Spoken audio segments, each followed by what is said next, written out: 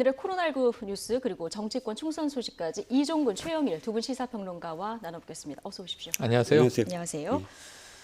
예, 주말 앞두고 있고 네. 날씨도 좋고 나가고 싶은데 확진자가 10,000명을 넘긴 상황에서 계속 나오고 있는 상황이에요. 네, 맞습니다. 그러다 보니까 오늘 중대본 오전 브리핑에서 고강도 사회적 거리두기 당분간 계속 적극 동참해달 이런 네, 메시지가 네. 나왔습니다. 왜냐하면 이 정세균 총리가 2주 전입니다.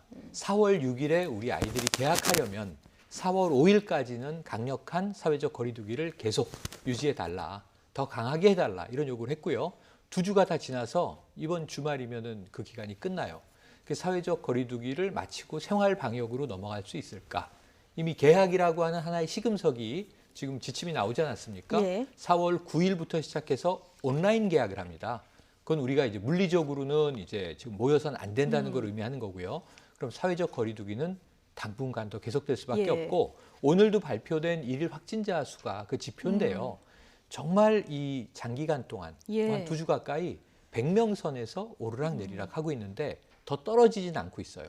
물론 이제 비율은 좀 바뀌고 있습니다. 예. 대구의 비율이 많이 줄어들었고 수도권의 비율이 그 대신 또 올라가고 있고 해외 유입이 늘어나고 있고 해외 유입은 검역 단계에서 확진되거나 입국해서 확진되지만 그분들은 결국 또 어딘가 거주하시는 분들이란 말이죠. 그럼 지역사회 감염도 우려되고 그래서 다시 한번 이번 주말에 이 중대본 본부장을 맡고 있는 정세균 총리가 이 지속적인 사회적 거리두기를 강조하지 않겠는가 예. 예견을 해봅니다. 전 세계 확진자는 지금 100만 명을 넘긴 이런 네. 상황입니다. 뭔가 장기화 대비 대책도 좀 있어야 될 것 같습니다. 네, 그렇습니다. 마냥 이렇게 긴급 사태로서 비상조치로서 묶어둘 수만 있겠느냐 하는 것이 바로 정부의 지금 고충이거든요. 예. 가장 중요한 건 경제입니다. 더 이상 묶어뒀다가 경제 흐름이 내수의 흐름이 각각 예를 들어서 재난지원금을 아무리 쏟아 부어도 실질적으로 사람들이 모이고 물자가 이동하지 않으면 경기는 돌아설 수가 없거든요. 그런데 지금 아마도 평론가님 말씀하신 것처럼 4월 첫째 주, 둘째 주 이 정도까지는 계속 유지가 될 수 있겠지만 예. 그것을 넘어섰을 때 돌아오는 경제적 타격이라든지 이런 부분들도 사실은 점검을 하지 않을 수 없거든요. 그래서 생활 방역이라는 표현이 그래서 서서히 정부 내에서도 나오고 있는 부분이거든요. 언제까지 막을 수 있을 것인가. 물론 두 가지 점은 있을 것 같습니다. 세계적으로 조금 죽어드는 추세 또는 뭐 해외 유입이 죽어드는 추세와 소규모 감염이 꺾이는 추세 이 두 가지만 징후를 보이면 언제든 생활 예. 방역으로 돌아서겠다는 것이 정부의 지금 방침이 아닌가 싶습니다. 그렇죠. 그런데 뭐 전 세계 상황이 좀 심상치가 않아서 네. 미국도 뭐 4월 한 달 거의 뭐 셧다운으로 갈 것 같고요. 맞습니다. 실업수당 1,000만 명이 신청했다 이런 네. 뉴스도 들어오고 있는 상황입니다. 자, 모두가 어려운 상황인데 긴급 재난지원금 정부가 지난번에 이제 주겠다. 네. 소득 하위 70%에게 100만 원씩 주겠다 했는데 네, 오늘 어떻게 기준을 정할 것인가에 대한 맞습니다. 발표가 있었고요. 건강보험료가 기준이 예, 되는 겁니까? 결국은 예견했던 부분인데요. 예. 그래픽 보면서 좀 설명해 네네, 주실까요? 처음에 나왔을 때도 이게 이 1인 가구부터 4인 이상 가구까지 월 소득으로 대략 이야기를 했었습니다. 네. 근데 그 기준으로 이제 건보료가 나오는데 보시면 이 직장과 지역으로 나뉩니다. 예. 건보료의 가격이 조금 비용이 차이가 약간 있죠. 차이가 있습니다만 대충 비슷합니다. 예. 1인 가구의 경우에는 직장은 88,000원, 지역은 63,000원, 그리고 쭉 가서 네. 4인 가구를 기준으로 보셔야 돼요. 4인 가구 기준으로는 직장 가입자는 23만 7천원, 그러니까 약 24만 원 예. 이하일 것이다. 이게 맞는 거고요. 지역 가입자는 좀 비쌉니다. 25만 4천원. 근데 이게 같은 수준인 거고요. 예. 그래서 약 24만 원대의 건보료를 내는 예. 그러한 이제 4인 가구 내외의 가정이라면 가구라면 이 70% 하위에 해당할 가능성이 높습니다. 이게 하나의 기준선이니까요. 예. 그런데 저 기준선 이하면 이제 지급을 하겠다. 네네. 이게 이제 원칙적인 그렇죠. 거죠. 예. 월 건보료를 내고 있는 돈이 이것보다 낮다면, 적다면 해당될 가능성이 높다. 이렇게 보고요. 또 5인 가구도 있을 수 있으니까 28만 원에서 30만 원까지 차이는 있습니다. 그래서 내가 먼저 해당하는 게 지금 1인 가구인지 2인 가구인지 3인 혹은 4인 그 이상 가구인지를 보시고 이 건보료, 내가 직장 가입자인지 지역 가입자인지를 보시면 대체로 우선은 가이드라인을 잡을 수 예. 있을 것 같습니다. 지금 갑자기 소득이 나빠진 그런 자영업자 소상공인 있잖아요. 네네. 근데 저 직장 보험, 그 건강보험료 기준으로 하는 게 이제 3월 네. 기준으로 네, 하는 건데 맞습니다. 이게 반영이 안 된 경우에 어떻게 할 것인가 정부도 고민이 있어서 네. 앞으로 그 지자체 의견을 들어서 이 부분은 반영하도록 하겠다까지 발표가 되는데요. 네, 그렇습니다. 예. 이제 오늘 발표가 구체적으로 안 된 부분이 두 부분이 있어요. 하나는 이런 어떤 소득 중에서 예를 들어서 부동산이라든지 기타 소득이 예. 많은 부분들을 어떤 기준으로 또 제외할 거냐에 대해서는 좀 아직 오늘 발표 세부적인 어떤 발표를 하지 않았습니다. 일단 자산가들 제외하겠다까지만 결정했고 네네, 그 자산가의 그걸 그 어떻게 기준. 산정할 것인가. 그렇죠. 기준을 어떻게 할 것인가는 세부적으로 다시 발표를 하겠다라고 했고 예. 말씀하셨듯이 건보료 부분이 사실은 문제가 있어요. 뭐냐면 작년 기준, 예를 들어서 직장 소득자 같은 경우는 작년 기준이고 지역 그 가입자 같은 경우는 재작년 기준이거든요. 그런데 말씀하셨던 부분 실제로 코로나 때문에 직장을 잃은 순간은 올 한 2월 달부터 지금 진행이 된 분들이 굉장히 많고 또 지역 가입자 중에서도 비슷하게 진짜 힘들어서 영업을 제대로 못한 순간들이 2월 달부터 있거든요. 그런데 그 기준은 훨씬 전부터 있으니까 그때는 굉장히 좋았는데 지금 당장 나빠진 사례를 어떻게 보완할 것이냐 이런 네. 디테일한 부분들은 아직 오늘 정확하게 발표를 안 했습니다. 근데 그 부분과 관련해서는 지금 각 부처 간에 약간씩 이견이 좀 있는 것 같아요. 물론 그건 오늘 발표는 안 했습니다만 상당 부분 이견은 좁혀졌기 때문에 더 이상의 혼란스럽지 않게 빨리 예. 발표가 될 것으로 보입니다. 예. 이 기준 정하기가 어렵다 보니까 차라리 한 번에 다 주고 나중에 환수하는 게 낫지 않나 뭐 이런 네네네, 얘기를 하시는 네. 분들도 있어요. 그래 정답은 없고요. 예. 선택의 문제인데 우리가 늘 이야기하듯이 이거 복지가 아닙니다. 이거는 긴급 재난 지원금인데 좀 다른 개념이긴 합니다만 어쨌든 선별적이냐 보편적이냐. 여기서 또 이제 보편적 다 주자 100% 이걸 주장하는 분들은 이거 봐라 경계선을 자르게 되면 그 위아래에서 분쟁이 생긴다 이런 문제고요. 그럼 100%다 주면은 논란이 없을까? 전 논란이 있다고 봐요. 과거에도 논란이 있었고 왜 부유한데 주느냐라는 문제가 나오죠. 그럼 다음 해에 세수로 환급하면 된다 이런 문제를 또 제기하지만 그럴 거면은 미리 좀 이걸 나눠서 이게 어떤 문제가 있냐면요. 100%다 주면 금액이 줄어들 수밖에 없어요.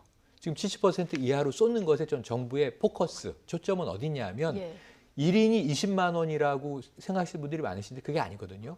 1인 40만 원부터 시작해서 2인 60, 3인 80, 4인 이상 100, 100. 최대 100을 주자. 그러니까 지금 100의 포커스가 있어요. 근데 이게 70%가 아니라 100% 국민들에게 주면 받는 금액이 적어진다. 예, 제 생각에는 한 말씀인 1인당 거죠. 예. 20만 원 정도로 같은 재원이라면 예. 조절될 가능성이 있기 때문에 이왕이면 좀 아래쪽에 많이 주자라고 하는 것에 방점을 두다 보니 굳이 필요 없는 위쪽은 주지 않는 것으로 선별적 기준을 정하지 않았는가. 근데 그러다 보니까 이제 경계선에서 마찰이 생기는 것은 어쩔 수가 없는 또 예. 대목입니다. 뭐 오늘 구체적으로 발표가 안 된 이런 세부 기준들은 뭐 추후 발표가 될 테니까 좀 들어보도록 하고요. 마스크 사기는 우리는 한결 쉬워진 것 같습니다. 그 오부제 시행 이제 정착이 됐고 실제로 약국 가서 사기도 좀 쉬워진 상황인데 조금 늦게 이제 확진 판정자가 늘어나고 있는 일본 상황은 지금 심각한 상황인데 아베 총리가 각 가정당 1,000마스크 2장씩 나눠준다고 하필이면 또 만우절에 발표를 하는 바람에 이게 만우절 거짓말이냐 이런 얘기까지 나오고 패러디물도 나오고 있어요. 네, 그렇습니다.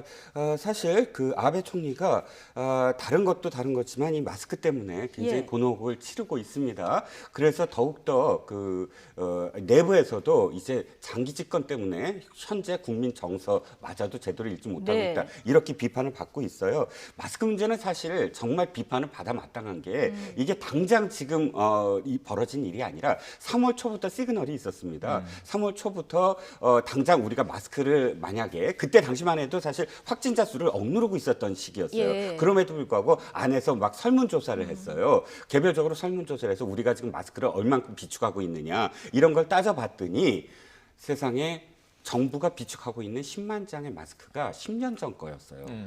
그때부터 이미 문제가 예. 뭐 드러난 기사들이 한두 건이 아닙니다. 그러면 그때부터라도 대비를 했었어야 돼요. 그런데 그때는 올림픽 때문에 이 어떤 문제들을 다 막고 있었거든요. 그러니까 지금에 와서 면 마스크 2개를 이야기한다는 건 그러면 지금 문제가 전혀 없었던 것도 아니고 또 언론들도 그것들을 이미 3월 초에 얘기했음에도 불구하고 아무것도 하지 않다가 지금에 와서야 마스크가 없으니까 면 마스크를 공짜로 2장씩 하겠다. 그럼 이들이 있고 4명이 있는 4인 가족은 마스크 2개 갖고 어떻게 할 거냐부터 네. 시작을 해서 별의별 문제가 다 지금 벌어지는데 이 모든 게 사실은 그냥 그 일본 자체가 또 정부가 하는 말을 너무나 믿었고 정부가 갑작스럽게 네. 입장을 바꿔서 벌어지는 정말 이 국민들로서는 어처구니 없는 상황이 벌어지고 있는 거죠. 마스크 2장 배급한다는데 패러디 그래픽 네. 아까 그 사진 그래픽 한번 다시 보여주실까요?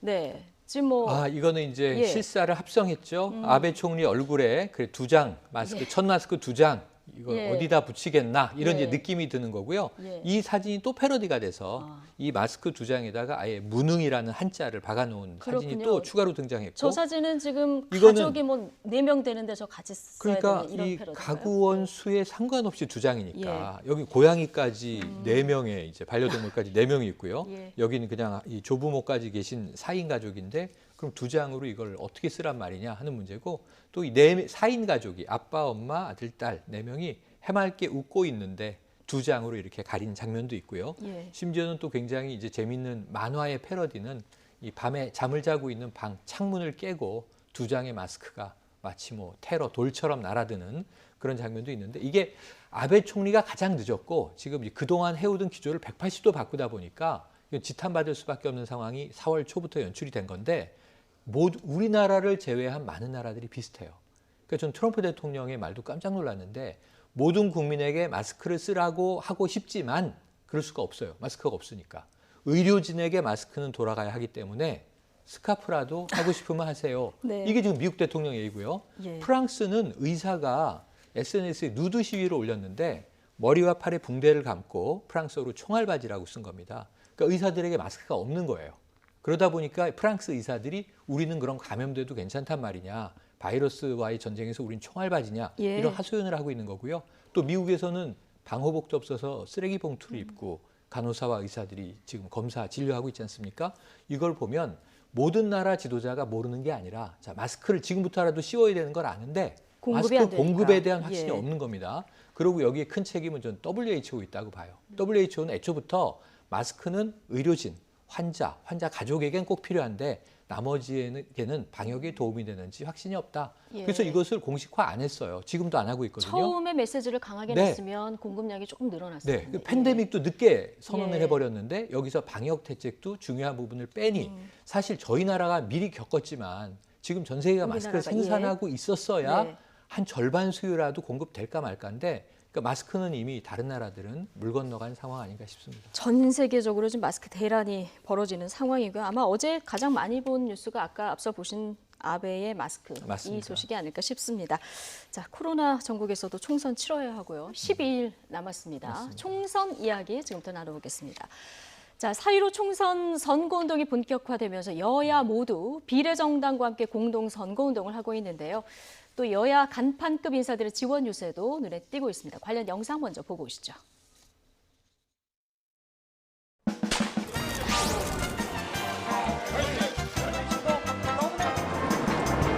코로나 문제 승리하자. 바보야.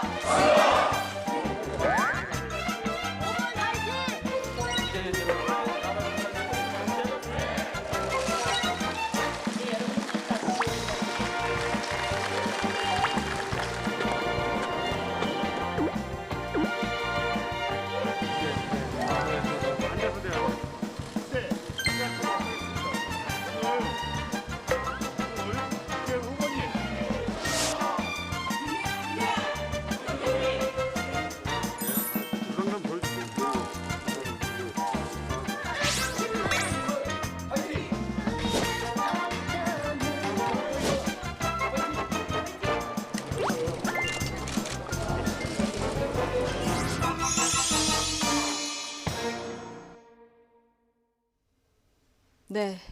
형제자매 지금 우애가 돈독해지는 겁니까? 예.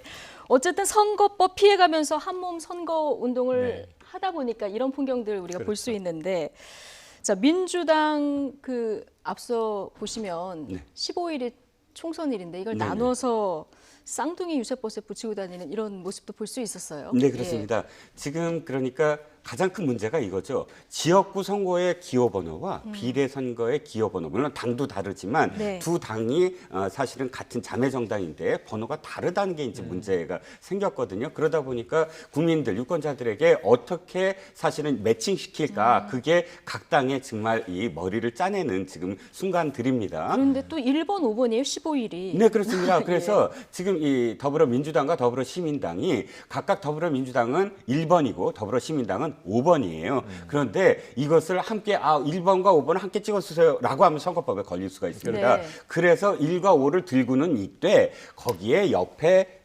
들으신 분이 있는데 4월이라고 들으신 분이 네. 아마 화면상에 보이실 겁니다. 네. 4월이라고 누군가 한 명이 들고 있고 15의 5자 밑에 일자를 예. 붙여서 아마 화면 자세히 보신 분들은 버스에도 네. 보면은 한글로 큰 일자. 숫자 5 밑에 밑에 한글로 일이 굉장히 작게 써 있는. 일이 보이실 예. 겁니다. 그러니까 이게 어떻게 그러니까 어떻게 주장하는 거냐면 우리는 지금 이게 선거 기호가 아니고요. 4월 15일에 투표를 하시라라는 선거 캠페인입니다라는 그 전제하에서 1과 5를 지금 들고 있습니다. 하지만 어찌됐든 속내는 1번과 5번은 같은 당, 자매 정당입니다. 네, 함께 네. 찍어주세요라고 지금 호소를 하고 있는 네. 거죠. 꼼수긴 한데 좀 기발한 면도 있는 것 같긴 네네. 하고요.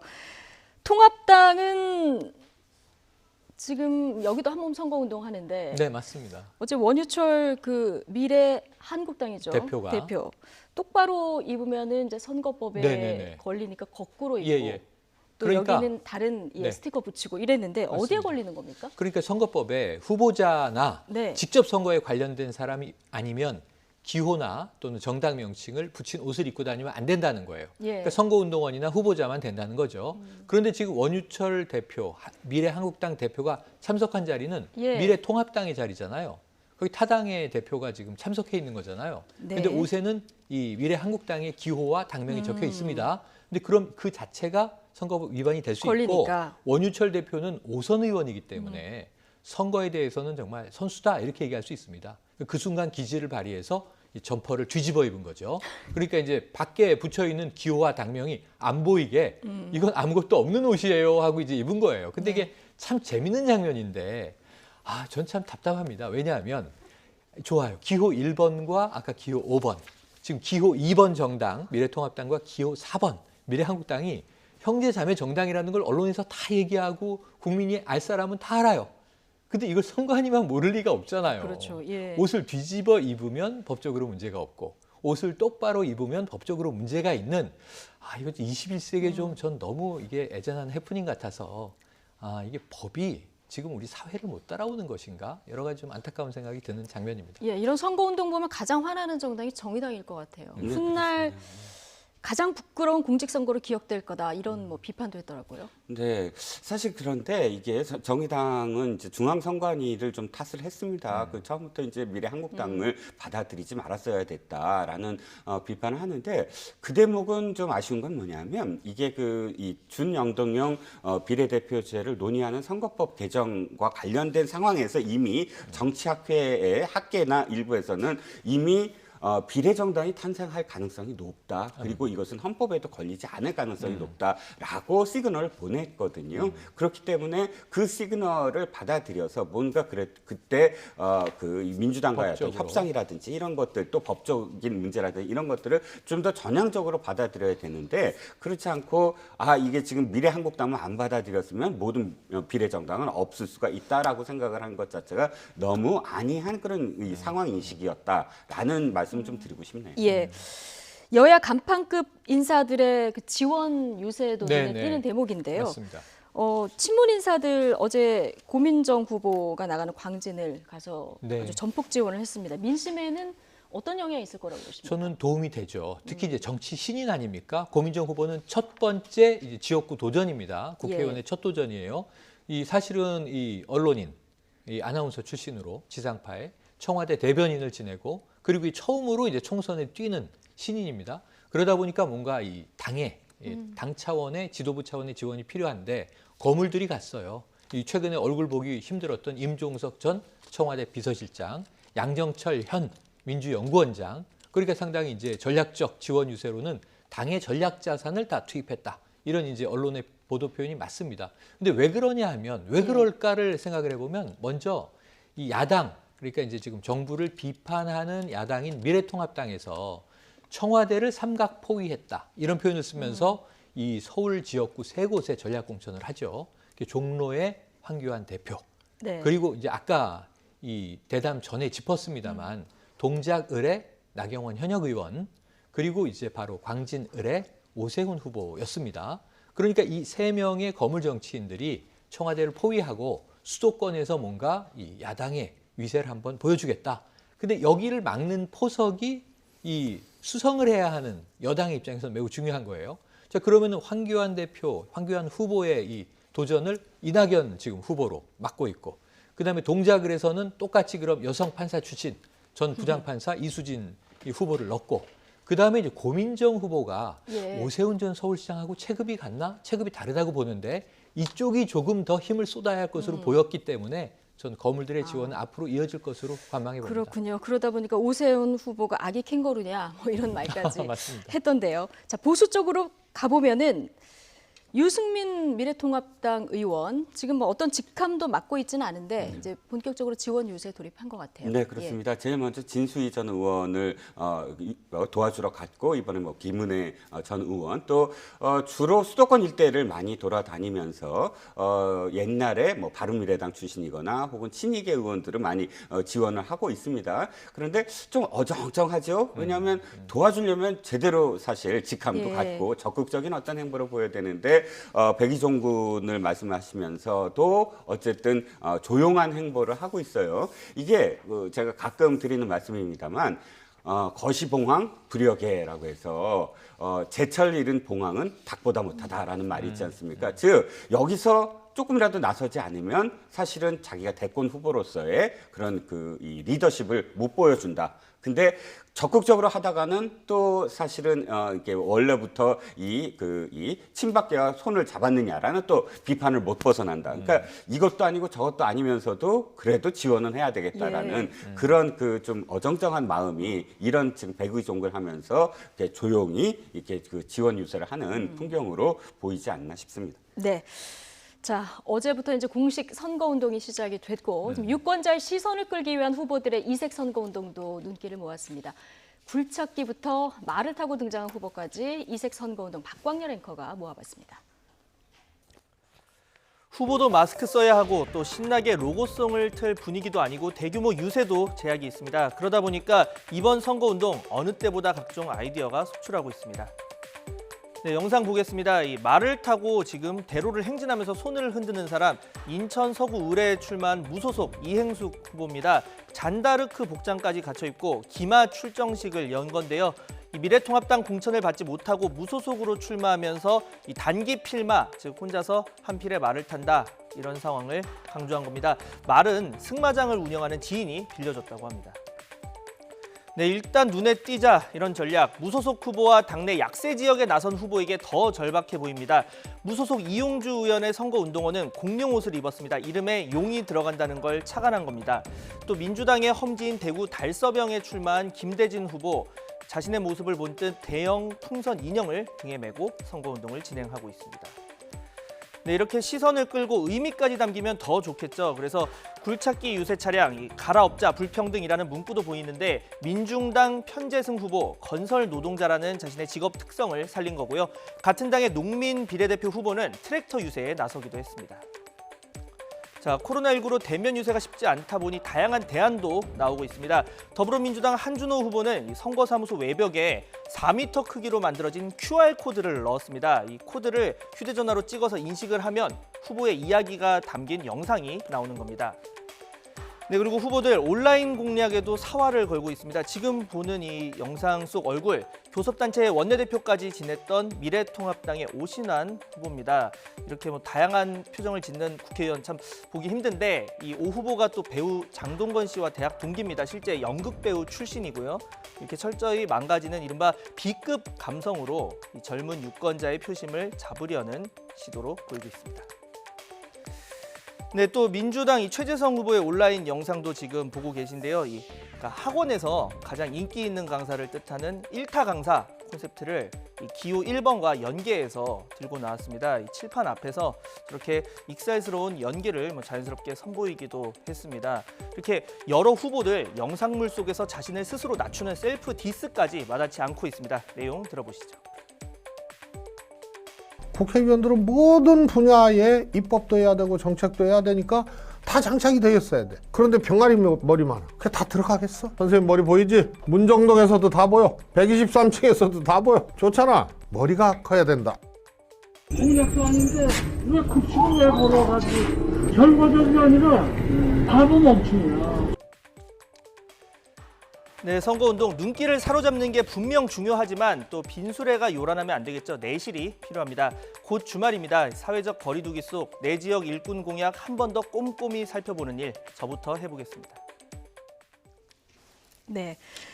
뭐 마스크 껴야 되니까 얼굴도 제대로 못 그렇죠. 알리고 또 악수도 하기 힘든 상황이다 보니까 이제 튀어야 산다 이런 여러 가지 선거운동 모습들을 보고 오셨는데 자 무소속의 이영주 후보 네. 예, 공룡 군단이 등장했는데 이것보다 더 재미있는 게 선거 캐치프레이즈로 민주당 복당을 내세웠어요. 맞습니다. 예. 그게 제일 중요한 공약인 것 같습니다. 네. 이영주 후보의 지금 당선을 시켜주신다면 유권자들의 결정이죠. 유권자의 선택을 받아서 다시 한번 배지를 단다면 어느 당에 있겠느냐. 지금 무소속이에요. 예. 하지만 사실 이전의 당적은 지금 민생당이 돼 있죠. 그 민생당이 이제 세 개 당이 이제 호남당 중심으로 모여 있는데 민주평화당, 대한신당, 바른미래당 아니겠습니까? 근데 이제 민주당에서 나와서 국민의당을 만들었다가 국민의당에서 이합집산을 거치고 지금 무소속이 돼 있는데 다시 친정인 민주당으로 돌아가는 게 이번에 배지를 달면 가장 먼저 할 일이다. 지금 이런 후보들이 이용주 후보만 아니에요. 호남에 비민주계로 과거 민주당에 있다가 탈당을 해서 여러 당적을 도전하는 후보들이 비슷하게 두 가지 캐치플레이스예요. 하나는 난 당선시켜 주시면 민주당으로 돌아가서 여당에 기여하겠다. 두 번째는 뭐냐 하면 이낙연 대통령 만들기에 힘쓸 것이다. 지금 같은 당이 아니고 다른 당인데 이낙연 마케팅, 민주당 마케팅을 하고 있다. 그 절박감을 반영하는 대목이죠. 예, 이색 선거운동 하면 이분 빼놓을 수 없는데 지금 마라톤으로 국토종주로 선거운동을 하고 있는 안철수 국민의당 대표. 오늘 모든 정당 선거지원금 440억 원 반납해서 이 돈으로 마스크 지급하자. 뭐 이런 얘기를 했더라고요. 네, 그렇습니다. 어찌됐든 안철수 전 의원은 여의도에 있거나 혹은 뭐 국회에서 있는 것보다 또 그 이 의사복을 입거나 혹은 마라톤 할 때가 훨씬 더 주목을 많이 받는다. 이런 이야기도 있을 정도로 사실은 지금 주목을 받고 있습니다. 정치인 시절보다. 메시지도 그렇고요. 그런데 지금 목표로 하는 건 뭐 20%라고 말씀을 하시고 계시지만 그러나 실제로 이 당 국민의당이 20%를 얻기에는 좀 역부족이지 않나. 왜냐하면 지금 현재 지지율로 봤을 때는 그래서 어쨌든 지금 계속 메시지를 내면서 최소한 자신들이 지금 들어가야 되는 어떤 그런 그 비례로라도 들어가야 되는 의원들 예를 들어서 약 한 5명에서 10명 내외를 꼭 집어넣기 위해서는 안철수 전 대표가 이렇게라도 메시지를 계속 내야 된다라고 네. 생각을 하는 것 같아요. 마라톤 기록 굉장히 좋습니다. 3분 46초면 그러니까 3시간 46분 죄송합니다. 3시간 46분인데 죄송합니다. 3시간 네. 46분 기록을 베를린 마라톤에서 했다는데 상당히 어쨌든 마라톤으로 몸을 많이 이렇게 좋게 해서 이번에 뭐 국토종주 마라톤 굉장히 힘든데 저걸 완수하려고 하고 있는 것 같습니다. 예.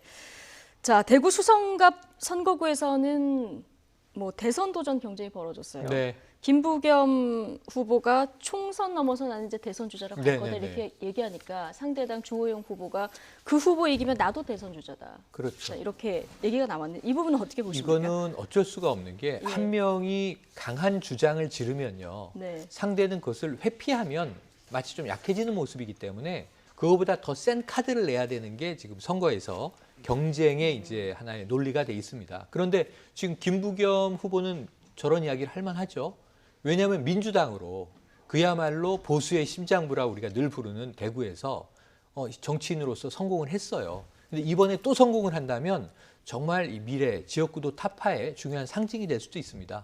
호남에서도 있었어요. 지난번 총선에서는 이정현 후보가 의원으로 배지를 달았는데 이번에는 뭐 아예 지역에서 출마하지 네. 않았지 않습니까? 종로로 오겠다고 했다가 이제 사퇴를 하는 상황이죠. 이런 상황이다 보니까 대구에서 민주당의 이 당적을 달고 이번에도 한번 다시 약진할 수 있다면 사실은 뭐 장관보다 더 빛나는 상징으로 이 부각될 수 있어요. 그런데 그러다 보니까 이제 주호영 후보도 뭔가 거기에 맞대응을 해야 되는데 이 김부겸 네. 후보만 대권 주자가 아니라 저 후보를 꺾으면 나도 대권 주자 반열에 오르는 것이다라고 이제 뭐 적절하게 받아친 것 같습니다. 근데 대구에서의 때 아닌 이 이제 때 잃은 또 대권 경쟁이 나름 좀 재미를 더하는 것 같아서 예. 나쁘지 않은 것 같고 김부겸 후보는 뭐 어떤 전략이라도 다 써봐야 될 상황입니다. 네, 주호영 후보가 옆 선곡으로 옮기면서까지 지금 맞습니다. 격전지가 되는 곳인데요. 네. 여기도 정말 관심 지역 중에 한 곳입니다. 자, 지금 상황에서 여론 어떻게 움직이고 있는지 오늘 갤럽 여론조사를 좀 보실 텐데요. 자, 대통령 지지율부터 좀 볼까요? 대통령 직무 수행 평가, 긍정 평가가 56%까지 늘었고요. 부정과 긍정 차이가 지금 20%포인트까지 벌어졌습니다. 네, 어떤 의미에서는 좀 저는 세계적인 흐름과 민주당 정당 지지율도 같이 보여주시죠. 예. 예, 어떤 예. 의미에서는 지금 민주당 아까 그 정당 지지도는 조금 올랐습니다. 민주당도 네. 조금 올랐고 대통령 통합당도 지지율과 좀 올랐고 같이 간다고 보면 될까요? 뭐 거의 그렇죠. 꽤 많이 올랐습니다. 네. 민주당은 대통령 지지율과 거의 연동돼서 오르는 것 같고요. 시간이 갈수록 사실은 양당이 조금 더 오르지 않나. 무당층이 점점 네. 줄어든다는 맞아요. 뜻이겠죠. 무당층과 부동층이 지금까지 마음을 못 정했다가 아마 총선일이 가까울수록 네. 논문에서도 보면은 보통 한 10일에서 일주일 사이에 마음을 많이 바꾼다고 합니다. 그래서 네. 시간이 갈수록 아마 그러니까 무당층은 줄어들고 양당의 지지율은 좀 더 오르지 않을까 하는 전망입니다. 예. 근데 오늘 나온 그 여론조사 중에서 최근 나온 여론조사들 좀 흐름을 보면 눈에 띄는 대목이 있습니다.